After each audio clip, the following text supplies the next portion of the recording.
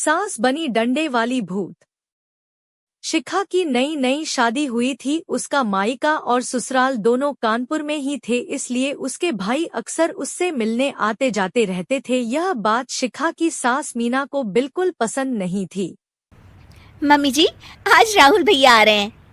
कौन? तेरे चाचा का लड़का? जी मम्मी जी। अरे पर वो तो दिल्ली में रहता है ना। हाँ मम्मी जी, उन्हें कल सुबह दिल्ली के लिए निकलना है, तो वो आज मुझसे मिलते हुए कल सुबह यहीं से निकल जाएंगे।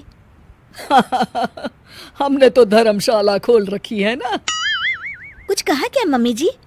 मैंने कहा हाँ हाँ, आने दे तेरे भैया को, जमकर खातिरदारी करेंगे।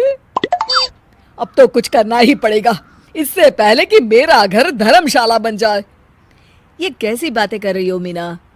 सच ही तो कह रही हूँ। अभी इसकी शादी को साल भर भी नहीं हुआ और आए दिन इसके घर वाले आ धमकते हैं। अरे तो क्या हुआ, वो इसी शहर में रहते हैं तो हाल चाल लेने आ जाते हैं। इस बार मैं उनका हाल और चाल दोनों ही बिगाड़ दूंगी। अब बहुत हो गया जी। अरे ये कैसी बातें कर रही हो, हे भगवान, बस आप तो देखते जाइए। शाम को राहुल आता है। नमस्ते आंटी, कैसे हैं आप लोग? हम लोग तो ठीक है, तुम कैसे हो बेटा? मैं भी अच्छा ही हूँ आंटी। बस आज रात के बाद नहीं रहोगे। चलिए भैया, मैं आपको हमारा घर दिखाती हूँ।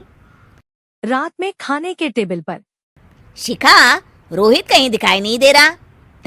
जी भैया, वो ऑफिस के काम से बाहर गए हैं, कल शाम तक आएंगे। अच्छा अच्छा। बेटा, क्या तुम भूत प्रेत में मानते हो? नहीं नहीं आंटी जी, पर अचानक आपको ये ख्याल कहाँ से आ गया? पता नहीं क्यों, कभी कभी मुझे लगता है जैसे रात के समय बैठक में कोई घूमता रहता है। ये आप क्या कह रही हैं मम्मी जी? हाँ, तुम लोग घबरा ना जाओ, इसलिए मैंने आज तक इस बारे में कुछ नहीं कहा। ये आपका वहम होगा आंटी जी, ऐसा कुछ नहीं होता। हो सकता है। चलो अब मेरा सोने का टाइम हो गया है तो चलती हूँ मैं।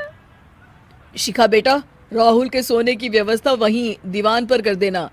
जी पापा जी। अब चलिए भी। अच्छा, तो बैठक में सोने वाले हैं साहबजादे। क्या बड़बड़ा रही हो? कुछ नहीं, आप सो जाइए। मीना और महेश के सोने के बाद शिखा और राहुल आपस में बात कर रहे होते हैं, तभी डोर बेल बजती है। अरे आप! सरप्राइज! काम जल्दी खत्म हो गया तो मैं आज ही चला आया। ये तो बहुत अच्छा किया।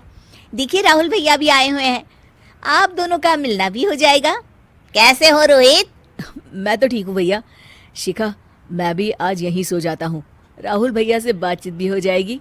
अच्छा अच्छा, ठीक है। मीना आधी रात को उठती है, कंबल मुंह से पैर तक डालकर डंडा लेकर बैठक में आती है और देखती है दीवान पर कोई चादर ओढ़े कोई लेटा है। देखो तो कैसे मजे से सो रहा है बहन के ससुराल में। मीना ताबड़तोड़ 4-5 डंडे मार देती है। अरे मर गया! अरे बचाओ बचाओ, कौन है? मीना जल्दी से अपने कमरे में भाग जाती है। हे भगवान, ये मैंने क्या किया? ये रोहित कहाँ से आ गया? लगता है ये नालायक राहुल मेहमानों वाले कमरे में सो गया होगा। आज तो इसकी खैर नहीं। उधर बैठक में अरे क्या हुआ रोहित? मैं बाथरूम में था, तुम्हारे चिल्लाने की आवाज सुनी। पता है भैया, मैं सो रहा था, अचानक से कोई आकर मुझे डंडे मारने लगा। ये क्या कह रहे हो? लगता है तुम भी आंटी की तरह भूत प्रेत में मानते हो। नहीं नहीं भैया, सच में कोई आया था। मैं तो जा रहा हूँ मेहमानों वाले कमरे में सोने के लिए। इस समय अपने रूम में जाऊंगा तो शिखा की नींद खराब हो जाएगी। ठीक है भाई, जाओ तुम, जहाँ तुम्हारा भूत डंडा लेके ना आ सके। थोड़ी देर बाद मीना मेहमानों वाले कमरे में पहुंच जाती है। वो बिस्तर पर सो रहे रोहित को जोर से डंडे से मारती है। अरे मर गया! अरे मर गया! तू भूत प्रेत में नहीं मानता ना? ये ले, अब डंडे खा। हैं? ये तो माँ की आवाज है। रोहित कंबल खींच देता है। बेटा तू अरे ये क्या कर रही हो माँ? मार मार के मेरा भरता बना दिया आपने। माफ कर दे मेरे लाल, मैंने तो तुझे ही मार मार के लाल कर दिया। मैं तो उस राहुल के बच्चे को सबक सिखाना चाहती थी। राहुल भैया को? हाँ बेटा, मुझे लगा अगर उसे डंडे मारूंगी तो शिखा के मायके वाले यहाँ आना छोड़ देंगे। हे भगवान, माँ ये घर शिखा का भी है, उसके घर वाले जब चाहे आ सकते हैं। हाँ बेटा, आज मुझे भगवान का इशारा समझ में आ गया। मैं कितना गलत करने चली थी और अपने ही बेटे को चोट पहुंचा दी। अब चुपचाप जाके सो जाओ माँ, और किसी को कुछ बताने की जरूरत भी नहीं है।